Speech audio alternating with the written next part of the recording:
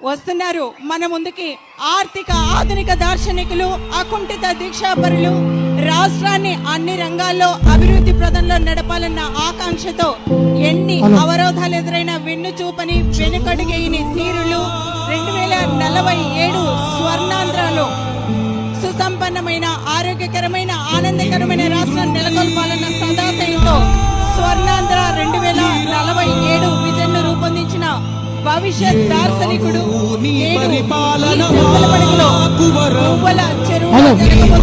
ప్రజావేదిక కార్యక్రమానికి విచ్చేస్తున్న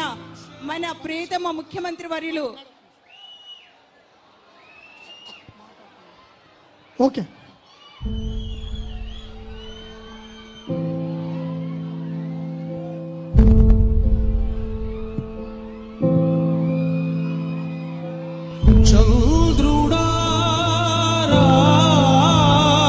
జిల్లా కలెక్టర్ గారితో కలిసి మన ముందుకు విచ్చేస్తున్న